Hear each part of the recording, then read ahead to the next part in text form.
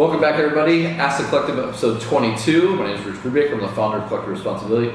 And this week we talk about what's the best medium for you to deliver on the solutions to save the world. Entrepreneurship, nonprofit, academic, or government. We hope that you enjoy this episode. If you do, please remember to like, comment, and share.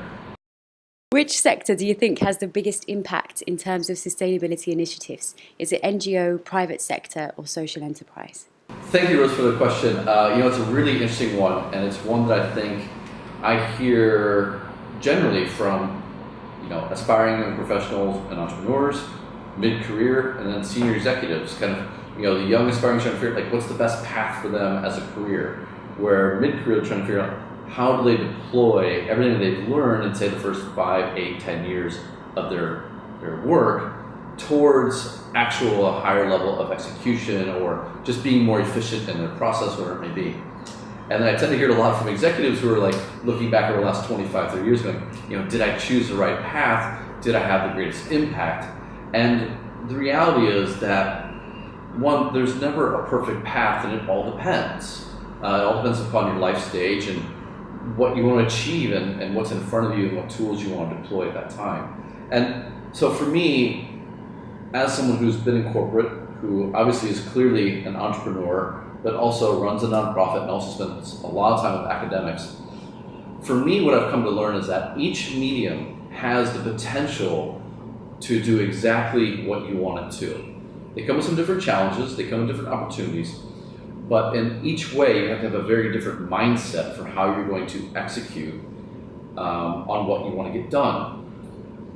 Fundamentally, entrepreneurship I view as probably being the most difficult vehicle for many individuals. That's why you have a lot of people who will talk about what they want to do and they end up being kind of called entrepreneurs because they can't execute on the idea. And that's because regardless of what your background is or what you hope to achieve, if you are on your own or in a small team, the resources by the very nature of that organizational stage is going to be the least that you'll probably ever have from the get. You go to work for an academic institution, a medium to large-sized nonprofit, or any multinational, you're going to have a lot of infrastructure at your disposal. It could be the brand of the organization, which opens up a lot of doors.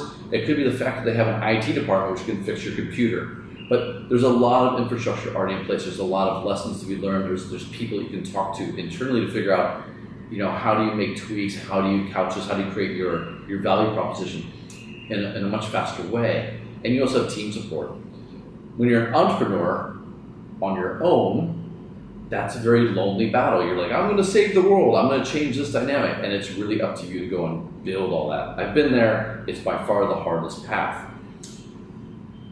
But that being said, a lot of entrepreneurs started off from day one on their own, and they build their company from the basic idea, the first client, the first team members, the first office, which might be a Starbucks, and they build that out. And there's thousands of stories from Zuckerberg and Bezos and Steve Jobs to the Jendong Alibabas of the world, where they build up over time. It really comes down to, will you have the ability to continue that process? And so, just speaking, entrepreneurs to start, if you're in a position where you need money tomorrow, if you have a lot of bills to pay, or if you're just used to a lifestyle, you're used to working 8 hours a day, 10 and a half months of the year, the other month and a half you have off for vacation, you don't want to check your email or electronics after work, you should probably not be an entrepreneur.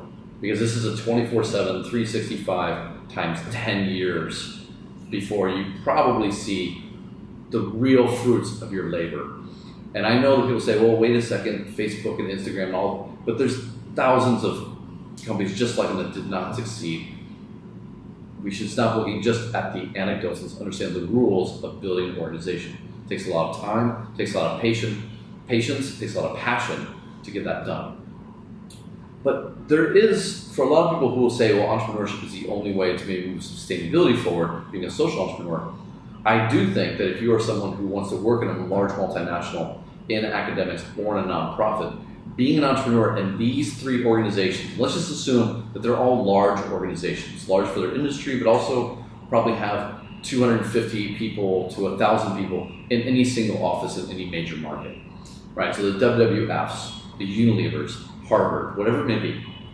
If you're working within one of those institutions, and let's assume that you are maybe mid-career executive, there's a lot of room to be an entrepreneur in those organizational structures and have probably more impact than you would if you were to jump out and start your own company. Because one, you know the organization, you know what it's capable of, you know what it's capable of in terms of solving the problem that you're worried about. And hopefully at that point you'll have realized the 2 or 3 things, the 2 or 3 projects, the one idea that would help that organization go from 1.0 to 2.0, from being 60% effective to 92% effective, whatever it may be. You know, if you're Unilever, you can come with an entirely new product line or buy or be a part of the transaction team that identifies the acquisition that brings in that new idea, that new product, that new process, that takes a large organization like Unilever or any other organization you can think of, and it could be a car company, a glass making company, whatever, and take that to the entirely next level where sustainability becomes embedded into that business, into that product, into that culture. You can do that and have amazing gains, probably faster than you would if you went to entrepreneurship on your own. From a nonprofit and academic, those tend to move a little bit slower stereotypically, but again, there's still amazing things you can do. There's a lot of nonprofits that are getting very smart about building a value proposition that's much more, commercial centric. It's not so philanthropic based. It's not so research based. Not so academic or advocacy based. It's much about doing the actual work and bringing on, new products, helping organizations develop new processes, and you can do a lot there as well. I've heard of organizations like the SPCA in America that helps with the adoption of pets. They have a venture capital arm. I never knew that, but I ran into someone who said they were working on the investment arm of that nonprofit. So again, you can be an entrepreneur in those industries as well. And so I guess, honestly, at the end of this is all very broad stroke, it's all very stereotypical. There's obviously a lot of nuance to play with. For me, what I would look at is, what's the issue you want to solve? How much passion can you leverage as a fuel source? Are you ready to go at it alone? And is there a better way than your way as well? Because sometimes the other thing that I probably actually mentioned is, there's probably an organization already out there trying to do what you do, or want to do, or is working on that issue. Maybe just working with them to execute at a higher level, if they're small, medium, or large, is the best way. Recognizing that Unilever, you're an outsider to Unilever right now, and you see they're doing all this great work, and you're like, I want to align to that because I think I can help them do this. That might be the other way as well. You don't have to already be in the organization.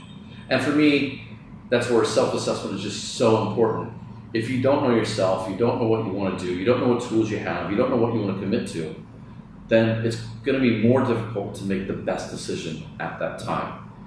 But the reality is, as long as you are every day going to your office, your Starbucks, your co-working space, whatever it is, just getting out of bed and opening up your laptop and doing something that proactively solves the problem that you're worried about. At the end of the day, no matter if you're in an organization trying to start one or just on your own in your hobby time, you're still having an impact on the world. And that's really step one, what you need to be worried about. What do you want to do? How do you want to get there? And what's the best vehicle for that?